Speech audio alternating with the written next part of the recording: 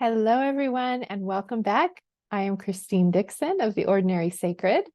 And in today's video, I am going to describe to you the shame cycle in 6 acts as an acts of a play, as it is described by Martha Sweezy in Internal Family Systems Therapy for Shame and Guilt, which I highly recommend. This is from chapter 4. And it's so brilliant, so insightful. I really think it will help you understand how your system has organized and why every part of you makes complete sense. So I am going to share my screen because I created a little graphic for you so that you can kind of follow along with the 6 acts of the shame cycle. And I'm going to kind of be referring to the book and how Martha describes these, but it's so insightful. So Act 1 is an injury. A bad thing happens. This is usually that an authority figure, whether that's a caretaker, a relative, a teacher, an older child, a sibling, even a peer, shames you or shames the child you, right? The shamer is not me, right? It's someone else. Someone outside of us is shaming us. And this bad thing that happens is interpersonal. It includes another person. The shamed child is a passive recipient of the shaming with no intent in the situation. Now you flash forward to therapy in the present. The bad thing that's happened is in the past, right? As someone comes into you or you are that client, something bad has happened to you in the past. That's actually not the first thing usually that you're going to talk about. You're going to talk about some of the further acts, and we'll see that as we go ahead. But lots of things can cause this injury. It can be overt shaming. You're such a bad child. What's wrong with you? Why can't you be like your sibling? Something like that. Or it could be more implicit, like just neglect, and you get the message, I am not important, I am not worthy of attention. It can be very overt acts like abuse, sexual abuse, emotional, physical abuse. Those things are sending the message to the child, I have low worth, I am worthy of being treated poorly, right? So this is the first act, is the injury. Then the next act in the shame cycle, Act 2, is acceptance. The shamed part believes I am bad. So whatever was being shamed here, the person themselves, usually a child, takes it on as their own identity. Yes, I am bad. So they believe I'm defective, I'm worthless, I'm evil, I'm rotten, I'm monstrous, I'm too much, I'm too little. So that shamed part accepts the judgment and concludes, I am shameful. Acceptance, just like the event itself, predates the set of stages of the problem usually that a client brings into therapy. So this is not even, sometimes people aren't even really aware of the trauma that shaped the behaviors and the problems and the issues that they're having in their current life. So as we go to Act 3 through 6 can happen in different orders and can interact with each other.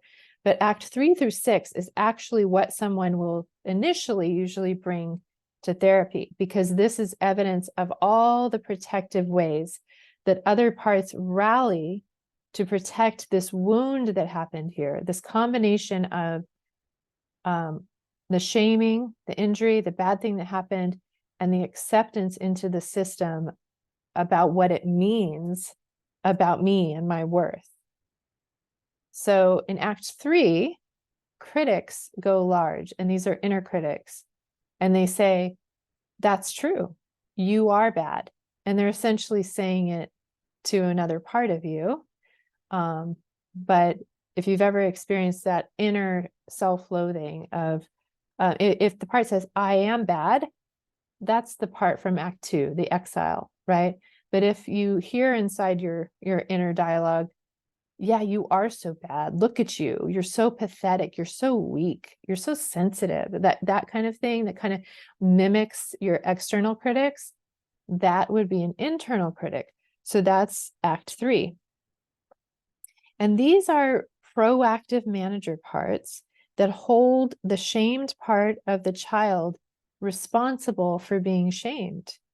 And then they shame this part of the child, hoping that it will improve it, it'll act differently, better, or at least lie low, right? So usually there might have been something that was shamed in us, whether it's our exuberance, excitement, our sadness, our anger, our sexuality, our self-agency, like all kinds of things might, whatever part of us was shamed, the critics attach to and begin this shaming campaign inside to get that part of us to be suppressed, thinking that that will then save us as a whole, that we will be considered worthy as a whole if we can just get that shameful part to go down.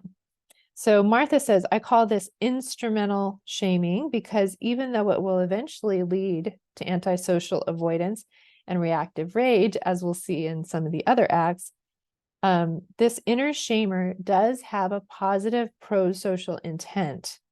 It aims to take control in a dangerous situation.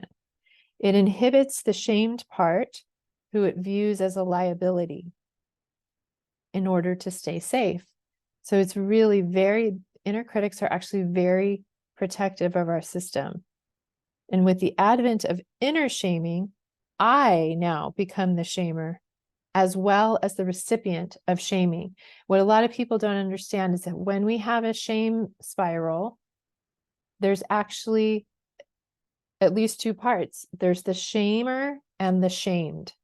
So there's the part that's doing the inner shaming inside to try to keep this part down, to make us salvageable outside. And then there's the part feeling the shame, and it's incredibly painful to feel shame. So we have both of those going on inside of us now. Okay, so then we move to Act 4, which can be a whole host of protectors that work on prevention. And their motto is never again.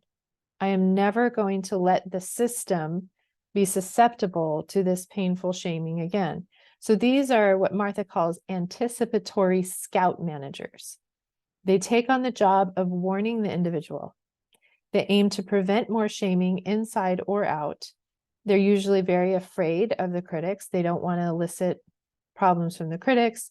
They don't want to elicit problems from people outside. So they anticipate complaints that may be real or imagined from a critical audience. And then they too want to improve the shameful part, and they want to keep the system in balance and away from pain. So the scout parts who anticipate future shaming maintain a dual focus, at once keeping an eye on internal vulnerability and external danger. Unlike the exiled part who passively receives shaming, the scout parts, I consider this the exile part, the scout parts are active. They have a job, right, which makes them protectors. So they aim to take control. They believe in surviving by belonging. Again, they're trying to survive socially, because when we're young, we really have to do that. We depend on others for our existence. Because of them and other critical parts, a problem that was once external becomes self-generated. Their intent is pro-social, but their actions reinforce the antisocial existence of exiled parts and the antisocial behaviors of firefighter parts. So they may keep us, as hiding, never putting ourselves out there, being very reclusive, or they may, we'll see in some of the other acts, they may prevent it in other ways by lashing out. So they have pro-social intent, but the effect of what they do actually creates antisocial behavior. So they're usually very frustrated because what they're doing doesn't work, and they're doing it so diligently. So then in Act 5, Martha calls it the warrior mutiny. And these are firefighters, and they say, no, you are bad. So they turn the painful shame that's unbearable inside and they push it out to other people because it's much easier to try to manage that. So some reactive firefighter parts will shame other people, diminishing them by comparison and rebooting their own self-esteem or the self-esteem of the system that is collapsing under the internal weight of shame, the shame cycle that's happening inside here, right? So the strategy of these parts is let me prevent the exiles from coming up, let me control the external environment so that I prevent shame.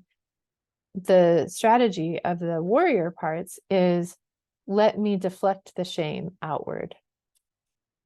So Martha says, I call this external instrumental shaming.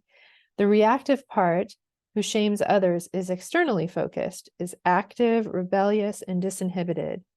Though its behavior is antisocial and its effect is bound to be antisocial, its intent is actually pro-social internally because it aims to help a system of parts that is struggling with the assault of continually shaming.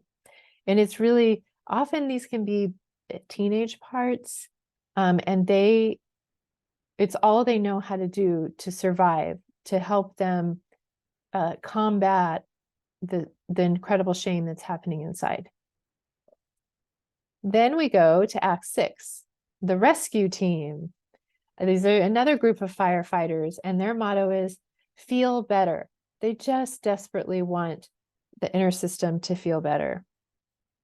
So these reactive firefighter parts use some preferred way of numbing or distracting to get relief from shaming and shamefulness. A wide range of behaviors involving disinhibition fit the bill for self-soothing or distracting from internal shaming. The firefighters who engage in these behaviors are internally focused. They are rebellious and active. They drink too much, use drugs excessively, smoke cigarettes, gobble soothing foods, and generally take risks without concern for what we might call side effects or unintended outcomes. They mean to be helpful inside. They are asocial interpersonally on the outside. They don't care about other people. But the effects of their behavior tend to be antisocial and negative. Often it gets them into a lot of trouble. People have a hard time being in a relationship with them. They can't be counted on because they're numbing and maybe not able to work, not able to show up in relationship. And so while these firefighter parts, again, have this intention of helping the shamed parts not have to feel so much pain and not have to be constantly, berated by the critics, it causes so many problems on the outside. So they're often definitely in a tug of war with the critics. The critics are trying to suppress both, usually the shame parts and both of these firefighter parts. There's a lot of polarizations going on, a lot of tension in this system. So recovery looks like this. When people come into therapy or they're doing their own inner work, usually they're coming with a problem that relates to one of Acts 3, 4, 5, or 6, or some kind of combination of problems here. And as we befriend and get to know these parts and their good intentions, even if they have negative impact, eventually they will begin to reveal Acts 1 and 2. So usually in therapy, Acts 1 and 2 are what come out last because it's so vulnerable. There's so much pain involved in this. But this is the root. This is the reason why all of these parts are working so hard. And so once we can give them appreciation, we now come full circle back to Act 1 and 2. And in IFS, there's a beautiful process of being able to witness what happened and to heal it by reparenting or redoing the memories. And that there is just a beautiful hope of healing there. So let me know in the comments what you think about this cycle and how it explains how our systems arrange around shame that has happened on the outside, but then that we hold so painfully on the inside, or parts of us do. And in the future, in the next video, I'm going to actually, like I said, I'm going to give you very specific examples of one of Martha's clients and how she worked with the parts involved in each of these acts. And it's really, really insightful. So I look forward to seeing you then.